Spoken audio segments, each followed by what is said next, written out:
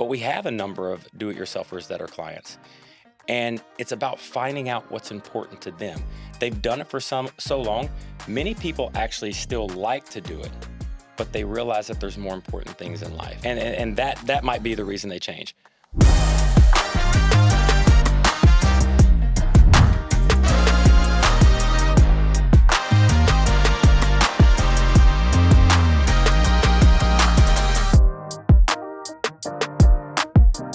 Today's episode is going to be fun. We're going to talk about do-it-yourselfers when it comes to investing. I'm sure a lot of people out there might assume we're going to say that, no, you shouldn't do it yourself. You should only use us or an advisor. Not true. We've met a lot of people. You can definitely manage your own portfolio and do your own financial planning. It's just you want to be aware of certain pitfalls, which we're going to dive into, be aware of the time commitment, and just how to minimize the chance of blowing up your portfolio. Robert, why don't you kick us off about what do you think those are? Well, I would say the largest pitfall is our shortcoming of do-it-yourself investors is overconfidence. People thinking that they can beat the market. And I can tell you, as you know, through over 2 decades of doing this, we've seen dozens of people come to us and they were do-it-yourselfers. Sometimes you kind of have that middle of the road where they do okay. Yeah, sometimes. They're not bad investors. Only a handful of times have we ever seen somebody do amazing. And then a lot of times we find somebody that they don't do so well and they lag the market dramatically. Well, that comes to emotions. They got overconfident, they got over sector specific, and they try to make calls in the market due to emotions versus just Well, let's common double click sense. on that. Emotions. What do you mean? Why are emotions going to help or hurt an investor? Well, there's 2 emotions when it comes to investing: fear and greed. Let's start with greed because it's the easiest one to explain.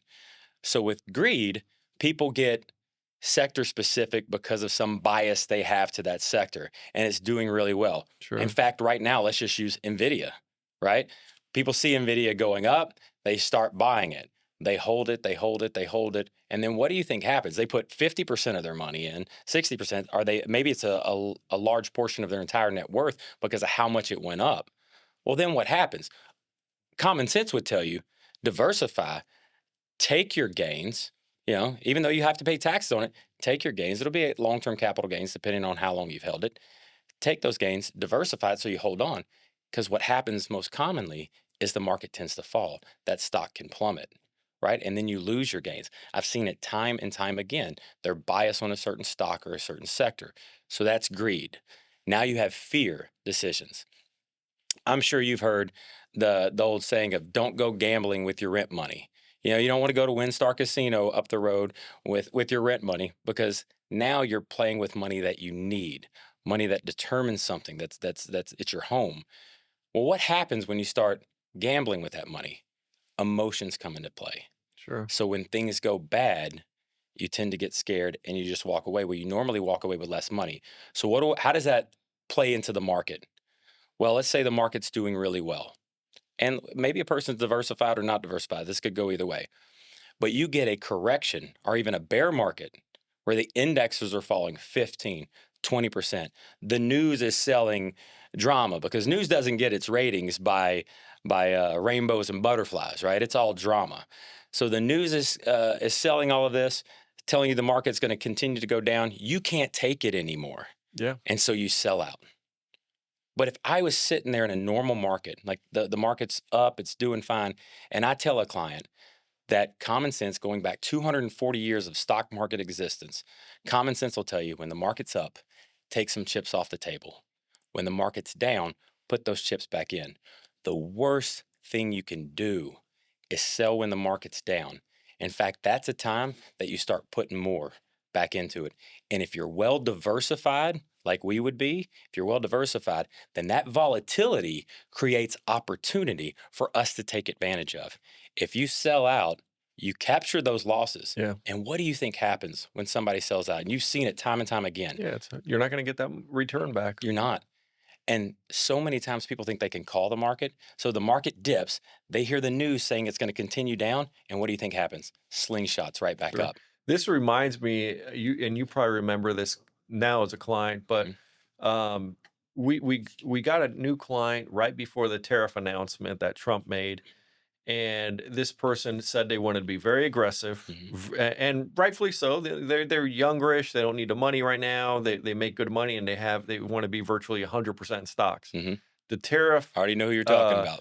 the tariff announcement happened. The market, one of the quickest drops in history, top five Hmm. quickest drops in the stock market history, dropped, and the gentleman was on the phone wanting to potentially be more conservative, Hmm. right?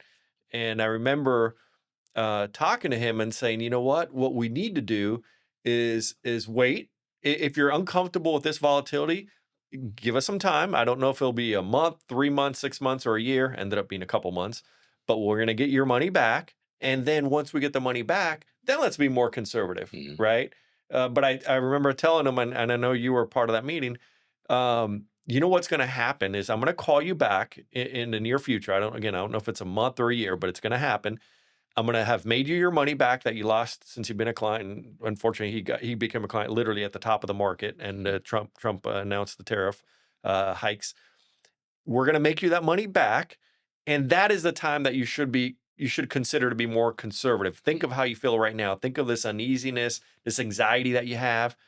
But I'll tell you what's probably going to happen, Mr. Client, is after I make you that money back, you're probably going to say, no, now I'm comfortable with the taking a lot Hmm. of risk, right?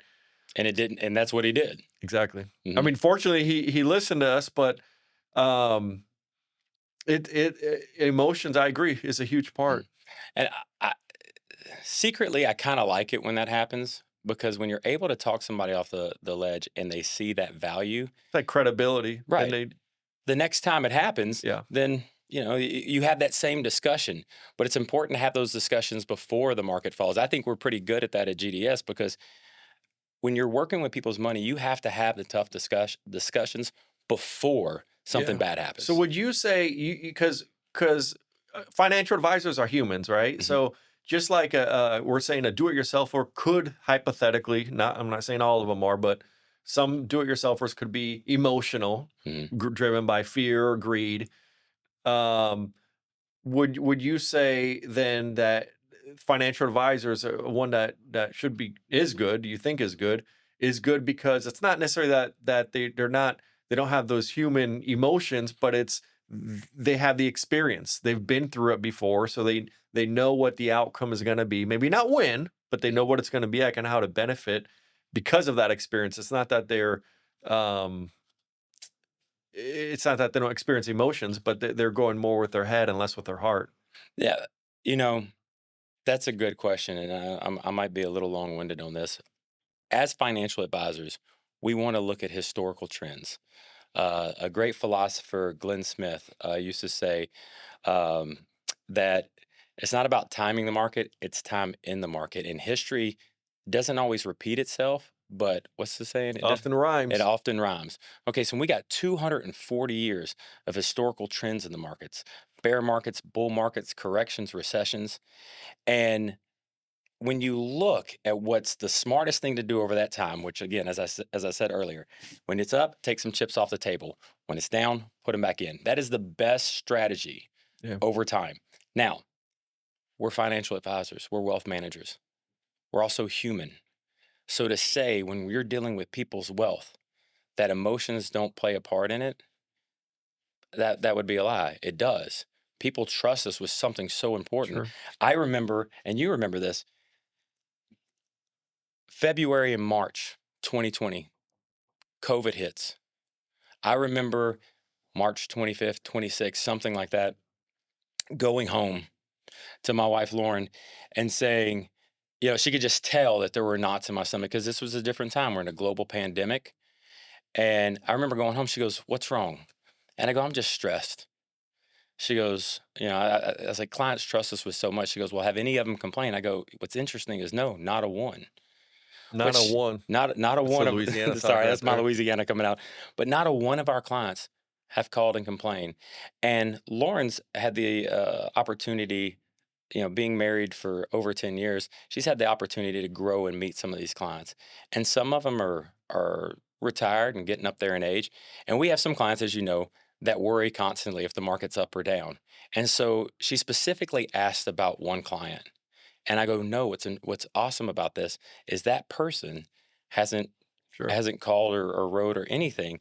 So I'm hoping they're okay. What was funny about that, and the reason this memory sticks in my head is the very next day I got a text from this client.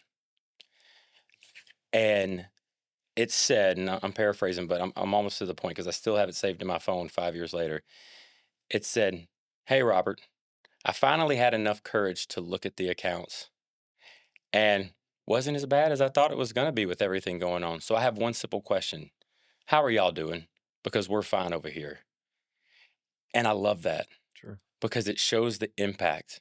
And they know we care about them. And what's funny about what my wife said the night before, she goes, "Your clients know that y'all care about them. So just do the strategy that's made sense over time." Yeah. So it comes back to that. Even though emotions can get into it, you have to trust the process. You have to trust the strategies, and it's going to work out. So Makes sorry to be sense. long winded No, on I that one. like it. Um, you talked about fear and greed, emotions. How about sector bias? I know that can be a big deal. Talk to us about sector bias. Why that could be a problem. Yeah, that happens a lot. And I know I briefly touched on it in the first question. People tend to think maybe because their son worked at a place or daughter or they worked at a place for so long, or maybe nobody worked at a place. Maybe they're getting a haircut one day and their barber told them about a stock and they're like, this is going to go to the moon. So they start dumping money into it. They start dumping money into it. And it could be a stock, it could be a certain sector. Well, what sector's been hot the last year? Tech. Sure. So plenty of people are thinking, let's just keep going to tech. Let's keep going. Mag 7. That's Well, right. except for Apple lately. Well, and what's interesting about that, if we're going to get off topic a little bit, but it kind of plays into it, is let's look at the indexes recently. So if people are going sector specific or even playing an index that or an ETF that is sector specific over the last 6 months, they could have destroyed their portfolio Sure. because 7 stocks were holding up the Nasdaq for the most part. 10 stocks were holding up the S&P. Well, the S&P is made up of 500 companies. So what about the other 490? I'm not going to tell you that they're all great, but you could make a tactical approach to stay diversified, not get sector specific, because if that sector dips like it did just in the first week of April of this year, where it's dropping 20 and 30%, what about the other stocks that held up and that became value buys?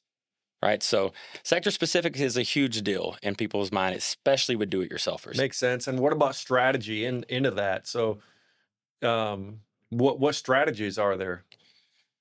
I guess that depends on the person that you're talking to. Sometimes there is no strategy when do-it-yourselfers. They just are biased on a sector. I would say for The lack non-do-it-yourselfers, of planning, kind of on the investing, not planning, financial planning, but planning in terms of investing. you just reminded me of something else. Another quote: "If you fail to plan, then you plan to fail." So if you don't have a strategy, then you're set up for failure. What's the game plan? Right? That's why our first episode, or one of our first episodes, we talked about financial planning. You have to have a game plan and a strategy. You can't be sector specific. You have to be diversified. I would tell you, if Warren Buffett, one of the smartest investors to ever live, wouldn't get sector specific and talks about being diversified, this goes to the overconfidence. Why does an average investor think they're smarter than him?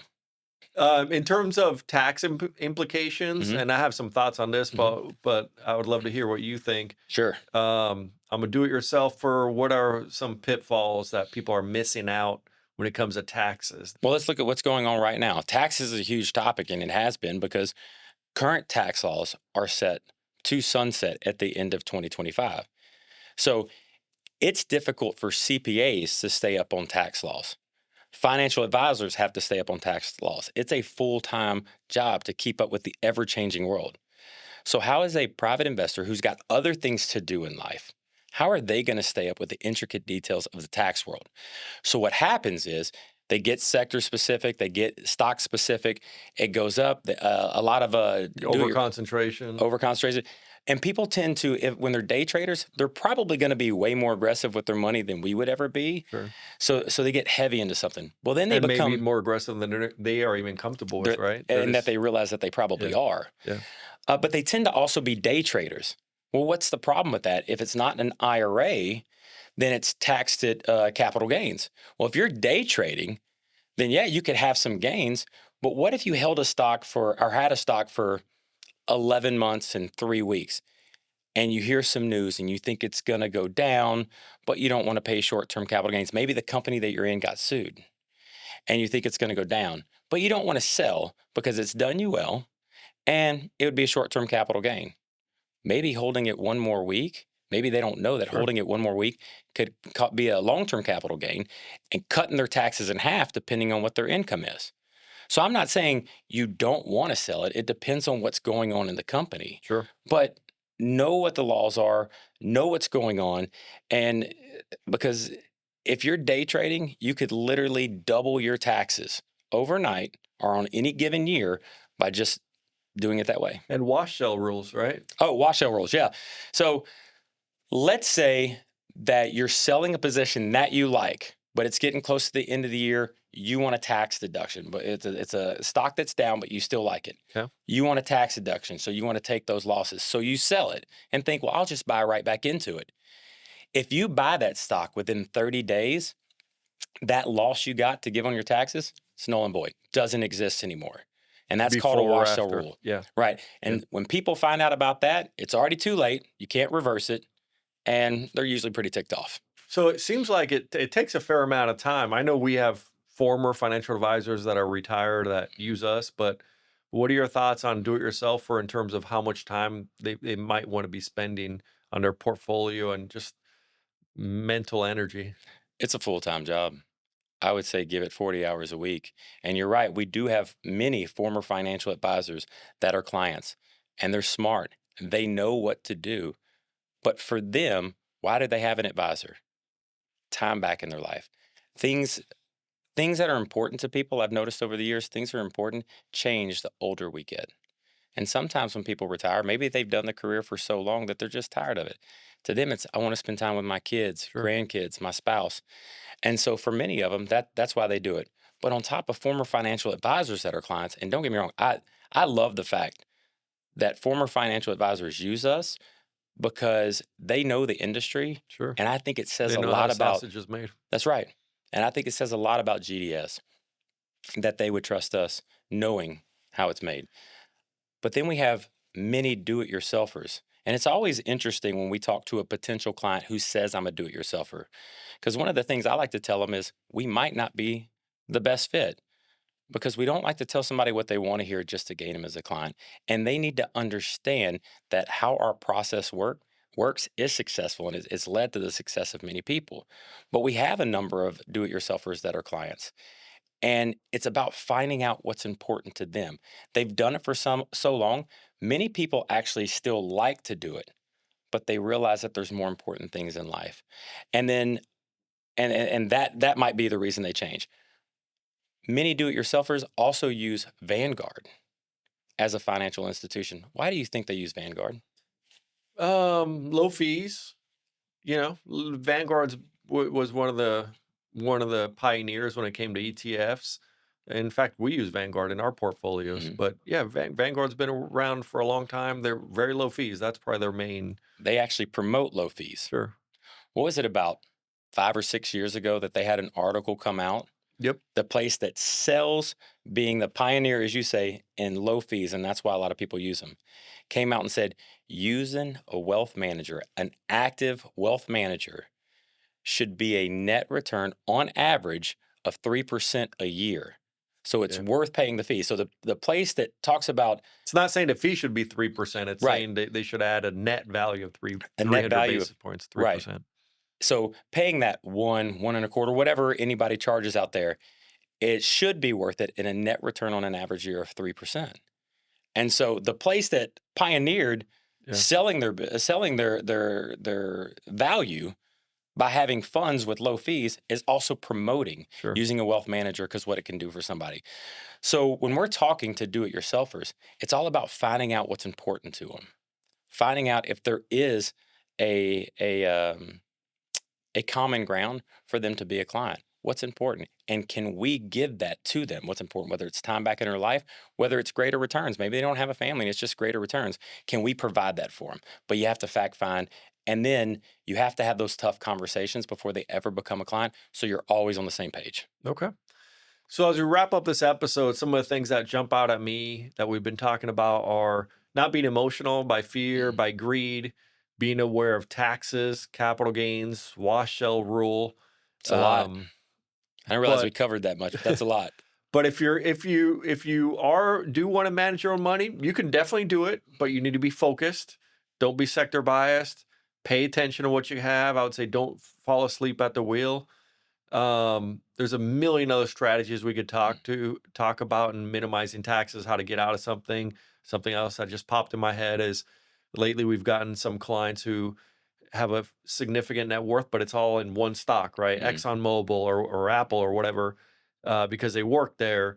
And there's ways to slowly get out of it, writing covered calls and whatnot. But beyond But that, before yeah, you say, because you made me think of something. yeah, I want you to go back and tell a story.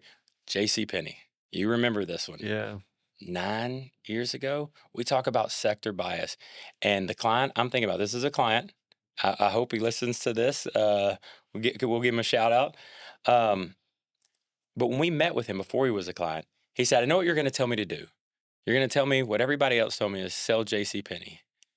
And we had that conversation. And now, of course, he comes to client events and he brags about it because we did get him to diversify. But talk about that a little bit. Absolutely. This is a gentleman that worked at J.C. Penney for a long time. Super awesome guy, super Mhm. cool. He's really cool.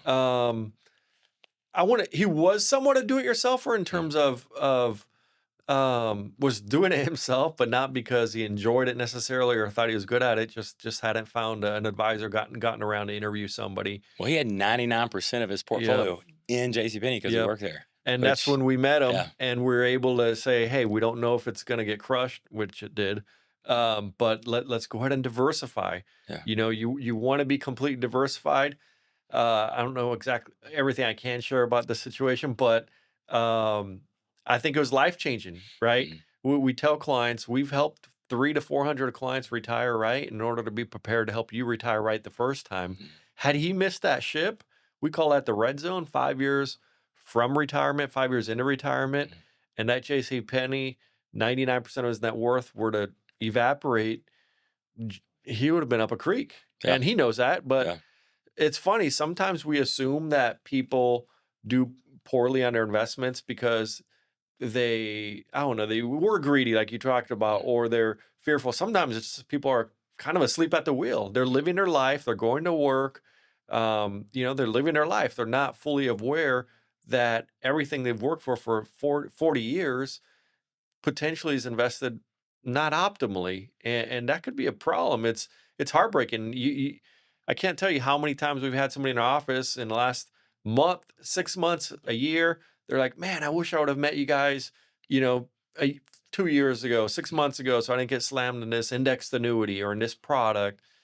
And it just stinks. Yeah. And that's why I think one of the reasons we want to do this podcast is just try to, we're not saying everybody out there needs to use us. Find your own financial advisor. If a lot of it's personality, but find yourself a fee only fiduciary that's not going to pitch you something you don't need, that clean background that's going to do what's best in your interest. And there's a lot out of them. We're not the only ones, but do your research. You owe it to yourself and your family not to wake up one day and have a regret, right? Life's not like a video game. You can't blow up your JC Penney and have your millions go to zero. You can't hit reset, rewind time. That money's evaporated. It's gone. Yeah, like you say, sometimes you can't be mad at your money. And luckily for this client, we were able to talk him into it when others weren't, and it worked out well. And of course, now he sings our praises. But it does remind me of you'll remember the other scenario that happened years after this one. Yeah. I don't want to say where we got the lead from, but we got a lead that came in, and we talked to the gentleman over the phone, Yeah. and he was a do-it-yourselfer, had about $3 million in his retirement, and he was starting to retire, but he wanted to continue to do it himself. Wasn't a professional, wasn't in the industry, but we met with him, and after about a 15-minute phone call, Yeah. I remember thinking to myself, it's probably not the best client because, as we like to say, we're not going to tell somebody what they want to hear to Sure. gain him as a client, but Sure. we would have loved to work with him. But he wanted to take the wheel. Well, then about a year later, and I can't remember everybody that's a potential client that I talked to, but about a year later, this gentleman calls, and I happen to remember his name to the T. It was 12 months, 13 months had passed. And I just very politely said, I was like, well, I remember talking to you, Yeah. and I remember that you're a do-it-yourselfer, that it's probably not the best fit for what we do as fee-only active fiduciaries. Sure. And he goes, no, my story's changed. Can we come in? And he and his wife come in, Yeah. It's and heartbreaking. they sit with us. And I know you like to call it falling catching a falling knife, Yeah. right? And he comes in and he sits with us, and he tells us that, he made some mistakes over that year period. And the $3 million, we said, how much is it worth now? It's 500,000. A guy who had his I think it was retirement less than set, that even. Yeah. yeah, a guy who had his retirement set for him and his wife. Everything looked great. He was on track for his goals. So what did he do? He bought J.C. Penney at the top as it was falling. He bought it. And I remember you asked him, why did you work Yeah. there? Did you I have thought any his relatives? parents or his uncle or somebody None of that. or the grandparents were the founder or Yeah, something. none of that. He goes, no, I thought they were too big to fail. And what's interesting is this was only 5 or 6 years ago. Yeah. 15 years ago, we were talking about J.C. Penney was probably going under. And so our hearts were, I remember just being heartbroken for them because it was a sad scenario. And they go, what can y'all do? And at that point, we could help, but we can't replace a $2.5 million loss in a portfolio that goes from 3 million to under $500,000. In your retirement years, that red zone, that important time of retirement, 5 years leading up to retirement, 5 years after retirement, it single-handedly destroyed his portfolio. And he had to go back to work, and he'll probably work forever till the end of his life to make sure that his retirement's taken care of. So it's stories like that it tears me apart. And it goes back to, if you're going to be a do-it-yourselfer, have a strategy, take emotions out of the picture. And I would even say do this strategy in good times, meaning think about what you're going to do when the market turns, right? What decisions should you make after you lose money? Because then you're going to most likely think clearer rather than lose the chunk of money and then make it emotional. You honestly have to act like you're working with an advisor and you're the advisor, because as us, when we're meeting with a client, talk to yourself, kind of like what you do, right? You all the time. But you have to, when we meet with somebody, we're having those tough conversations, those game planning strategies before anything bad happens. If you're reacting to the market, you're behind it. So you're chasing it. You can't do it. Yep. You got to be ahead. Well, that wraps up that episode. Let's get into the mailbag. I've been given one question. It looks like a 3-part question, Robert. Oh, goodness. 3 parts. I don't know if I'm smart enough to answer a 3-part question being from Louisiana. I'll give it a shot. How do you go about determining what is the best and most appropriate portfolio allocation for a client? What would make this change over time? And lastly, is your suggested allocation at all dependent on market conditions at the time? This is from Steven. Okay. Well, thank you, Steven. So read the first part. Let's go sector by sector. Maybe you can jump in as well. How do you go about determining what is the best and most appropriate portfolio allocation for a client? That's a very good and interesting question. I would say there's no one size fits all. Many firms, and I don't want to bash or pick on any firms, but many firms have one portfolio. It doesn't matter if you're 30, doesn't matter if you're 100 years old, doesn't matter what your risk tolerance is. They just have one portfolio. Tax bracket, risk tolerance, nothing. Yeah. Right. So 90%, we talked in another episode about 90% of advisors don't build financial plans. So here's what normally happens. If they have one portfolio, everybody fits in that. Everybody fits in that portfolio. Let's say the few advisors out there that do have multiple portfolios. What they'll commonly do is look at your risk tolerance and put you in a cookie cutter model. It's not that simple of an answer. Sure. Understanding a client's risk tolerance is a piece of the puzzle, but you have to use that in tandem with what are their goals? What have they told you is important to them? What's the game plan? How are you going to navigate the market? So you use risk tolerance in tandem with the financial plan to come up with a strategy. And if you have multiple investment portfolios like we do, having about a dozen from ultra conservative to ultra aggressive and everything in between, then you can pick an appropriate portfolio for what's going on for their needs and have those hard conversations up front. Yeah. I think you kind of said this, but to go down further on it, it's risk tolerance, when you think you might need the money, in other words, time horizon, which leads to the next question they have is, what would make this change over time, right? Which I'll tee you up as you get Mhm. your water there. It really depends on a financial plan, what Mhm. their goals are. But what would make somebody go from one of our models to another model? Many people are going to think it's age. And I would tell you a lot of times it is age or when they want to retire. But as you know, one of our oldest clients passed away a few years ago at 101. She was nearly 100% stocks. Yeah, And you would think, as you've liked to say in the past, how can you be how can you be a fiduciary and have a 101-year-old in 100% stocks? You have to understand the client. sure. What are those funds for? She outlived two of her sons that passed away in their 70s. And this is going to her grandkids who are in their 50s and great grandkids. So, first is what's the money for? Then you have to look at where the market is. Depending on when somebody wants to retire and what their goals are for, you can look at where the market is, what's going on. And as they get closer to retirement, some things can commonly change because they need that money to live on. So, I don't know if that fully answered it, but you No, might it be able makes to add something sense. to it. You Okay. need to keep it fluid. Yeah. And if and the client's needs for cash flow changes, Hmm. portfolio can change depending on what the goals are. And lastly, is your suggested allocation at all dependent on market conditions at the time? Maybe we At, can talk about how within each model there's deviation of right. percentage in equities. So that actually, okay, that gives me two answers. So thank you for that one. So let's talk about the how the deviation in the models work. So let's say somebody's in a standard 75% equity model. So it's 75% equities, 25% bonds. Well, the market's constantly moving. Sure. So it's not going to be exactly 75% equities. And if you're active fee only fiduciaries, right, and you're actively managing the investment portfolios, then you're going to do the strategy that's worked for the past 240 years.